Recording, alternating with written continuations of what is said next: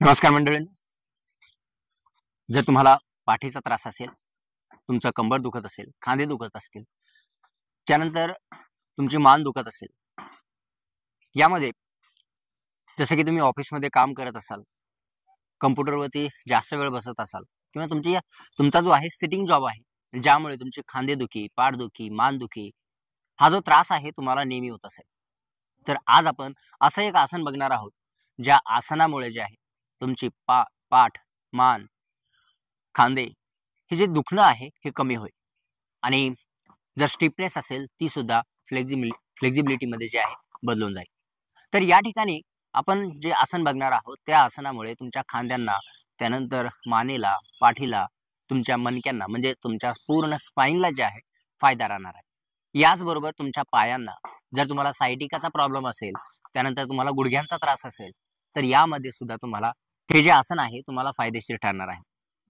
तर हे आसन कशा पद्धतीने करायचं आणि हे आसन कोणतं आहे ते आपण बघणार आहोत. तर हे आसन आहे गोमुखासन. आता याला गोमुखासन का म्हणतात ते आपण पुढे पाहू, पण तुम्हाला कळूनच जाईल की याला गोमुखासन काय म्हणतात. कारण खरं सांगायचं तर हे आसन जे आहे केल्यानंतर गायीच्या मुखासारखं दिसतं, गायीच्या तोंडासारखं दिसतं, त्यामुळे याला गोमुखासन म्हणतात. तर आता हे आसन जे आहे कशा पद्धतीने करायचं, त्याची जी प्रोसिजर आहे किंवा या आसनामध्ये जायचं कसं आणि परत यायचं कसं, या आसनामध्ये हे आसन जे आहे कोणी करावं कोणी करू नये याची संपूर्ण माहिती आपण आता बघूया. तर या आसनामध्ये जाण्यासाठी आपल्याला जे आहे स्टार्टिंग पोझिशनला या आसनाच्या यायचंय. जी स्टार्टिंग पोझिशन आहे ती अशा पद्धतीने आहे की आपल्याला पाय जे आहे सरळ ठेवायचे. ही एक पद्धत आहे ज्यामध्ये आपण पाय फोल्ड करणार आहोत आणि अशा पद्धतीने या ठिकाणी करणार आहोत. ठीक आहे, मी तुम्हाला दाखवतो. आता या ठिकाणी आपण पाय सरळ ठेवले, राईट. पाय सरळ ठेवल्यानंतर आपल्याला एक पाय फोल्ड करायचा, दुसरा पाय फोल्ड करायचा.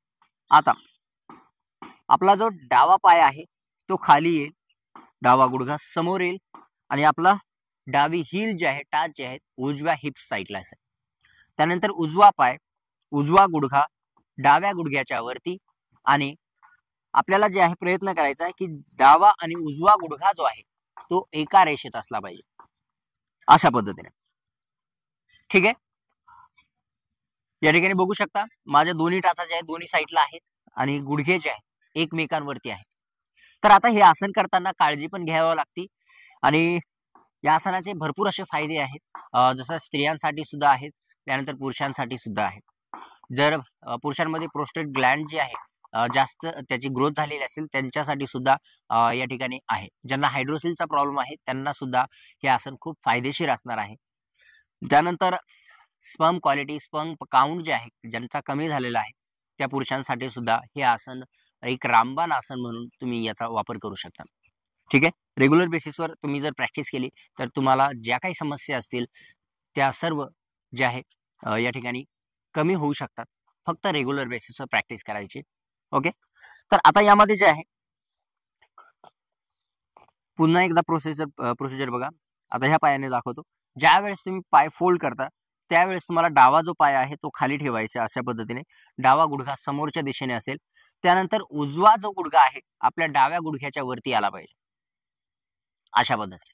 आणि त्यानंतर या ठिकाणी जो स्पेस दिसतोय तो स्पेस कमी करण्याचा प्रयत्न करायचा, हलक्या हातात. कसल्याही प्रकारचा जोर किंवा फोर्स जो आहे स्वतःला करायचा नाहीये. तर अशा पद्धतीने हे जे आसन आहे गोमुखासन तुम्ही करू शकता. आता यामध्ये काळजी कोणती घ्यायची आहे की ज्यांना गुडघ्यांचा त्रास असेल, ज्यांना पाठदुखी असेल, त्यांनी या ठिकाणी हे आसन डॉक्टरांच्या सल्ल्याशिवाय करू नये. कारण यामध्ये जे आहे सगळ्यात जास्त एंगेजमेंट जे आहे आपल्या गुडघ्यांची पण आहे, त्यानंतर आपल्या बॅकची पण आहे आणि पायांची पण आहे. ज्यांना सायटिकाचा प्रॉब्लेम आहे त्यांच्यासाठी सुद्धा हे आसन फायदेशीर आहे. ज्यांना कॉर्डिसेप मांड्यांना काही त्रास असेल त्यांच्यासाठी सुद्धा हे आहे. ज्यांना व्हेरिकोज वेन जे आहे प्रॉब्लेम आहे त्यांच्यासाठी सुद्धा हा प्रॉब्लेम साठी जे आहे हे आसन आहे. आता यामध्ये जे आहे ज्यावेळेस तुम्ही हे आसन करता त्यावेळेस काय काळजी घ्यायची आहे तर ते आता आपण बघूया. जर तुम्हाला गुडघ्यांचा त्रास असेल तर एकदम आरामात करण्याचा प्रयत्न करा. जर पूर्ण आसन जे आहे या ठिकाणी होत नसेल, आपण फक्त पायापुरतं बघतोय आता, आता या ठिकाणी जर पूर्णतः करू शकत नसाल तरी बघू शकता की या ठिकाणी दोन्ही जे गुडघे आहेत एकमेकावर आणण्याचा प्रयत्न करा. जर येत नसेल तर काही हरकत नाही, अशा पद्धतीने अर्धवट आसन केलं तरी चालेल, फोर्स करायचा नाही. ओके, या ठिकाणी आल्यानंतर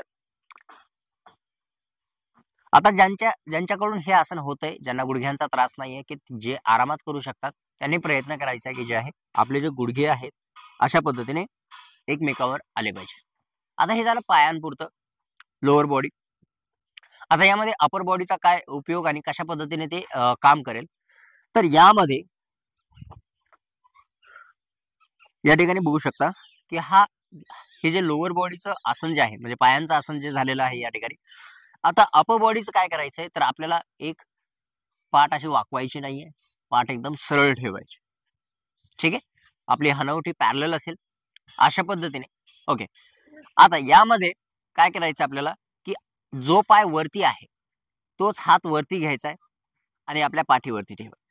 ठीक आहे, आणि अपोजिट हात काय करायचा, पाठीमागनं घ्यायचा आहे आणि आपल्या ह्या बोटांना पकडण्याचा प्रयत्न करायचा. आपली हनवटी पुन्हा पॅरलल असेल आणि होल्ड करायचं, रिलीज आणि रिलॅक्स. ओके, तर आता पुन्हा एकदा बघा, दुसऱ्या साईडनं दाखवतो. आपण पाय फोल्ड केले. ओके, आता यामध्ये डावा पाय खाली, उजवा पाय वरती, पाय गुडघे जे आहेत एका खाली एक, चेस्ट अप, स्पाइन इरेक्ट. जो पाय वरती आहे तो हात वरती आणि पाठीवरती ठेवायचा आहे. आता हा अपोजिट हात जो आहे असा फिरवून घ्यायचा आहे, असा नाही घ्यायचा. ठीक आहे, असा जाणार पण नाही, असा फिरवून घ्यायचा. असा हात आहे, टर्न करायचा, असा घ्यायचा आहे, फोल्ड करायचा आणि पाठीवरती ठेवायचा आणि त्यानंतर आपल्या फिंगर्सला होल्ड करायचं. आता हे झाल्यानंतर पाठ वाकवायची नाही, अशा पद्धतीने थांबायचं नाही. ठीक आहे, आपल्या खांद्यांवरती जास्त प्रेशर येईल आणि या ठिकाणी तुम्हाला इंजुरी सुद्धा होऊ शकते. त्यामुळे आपल्याला पाठ सरळ ठेवायची, चेस्ट अप अँड होल्ड करायचं, रिलीज अँड रिलॅक्स. तर आता अपर बॉडीमध्ये जे आहे आपले खांदे जे आहेत खूप जास्त एंगेज असतात, त्यानंतर आपली मान एंगेज आहे, त्यामध्ये आपले हात जे आहेत दोन्ही ते एंगेज आहेत. तर यामध्ये जर तुम्हाला खांद्यांचा त्रास असेल, फ्रोझन शोल्डर असेल, फ्रोझन शोल्डरचा प्रॉब्लेम असेल, तर तुम्ही एकदम आरामात करा किंवा डॉक्टरांच्या सल्ल्याने करा. कारण ज्या वेळेस तुम्ही हात जे आहे पकडण्याचा प्रयत्न करत असता तर या ठिकाणी क्रॅम्प येऊ शकतात आणि या ठिकाणी जे आहे मसल पूल किंवा मसल क्रॅम्प जो आहे होऊ शकतो आणि तुम्हाला पेन जो आहे होऊ शकतो. त्यामुळे एकदम आरामात करायचंय. यामध्ये बऱ्याचदा काय होतं की आपण जे आहे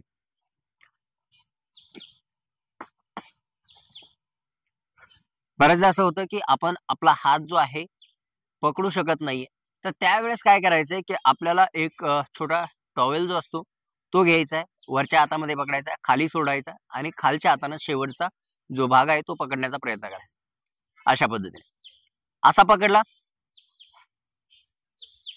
अशा पद्धतीने तिथे थांबायचंय आणि हळूहळू रोज रोज प्रॅक्टिस करत करत जे आहे आपल्याला वरती यायचं आणि फिंगर्सला पकडायचंय. ठीक आहे, अशा पद्धतीने. तर अशा पद्धतीने आपण गोमुखासन जे आहे बघितलेलं आहे की कशा प्रकारे जे आहे तुम्ही हातांचे पोश्चर ठेवू शकता, त्यानंतर पायांचं पोश्चर ठेवू शकता, कशा प्रकारे तुम्ही काळजी घेऊ शकता. आणि दुसरी गोष्ट म्हणजे एक सांगायचं विसरलं की ज्यावेळेस आपण हात पकडतो त्यावेळेस एल्बो असा समोर नाही पाहिजे, तर तो वरच्या दिशेला पाहिजे. ठीक आहे, आपल्या कानाच्या बाजूला आपला हात जो आहे तो आला पाहिजे. ओके, तर आता यामध्ये जे आहे तुम्ही पूर्णतः काळजी घेऊनच स्वतःची हे आसन करायला पाहिजे आणि कसल्याही प्रकारची घाई गडबड करायची नाहीये. जर काही वाटलं तर कमेंट करून विचारा, आम्ही तुम्हाला नक्की मदत करू. ठीक आहे, तर आता भेटूया पुढच्या व्हिडिओमध्ये. तोपर्यंत धन्यवाद.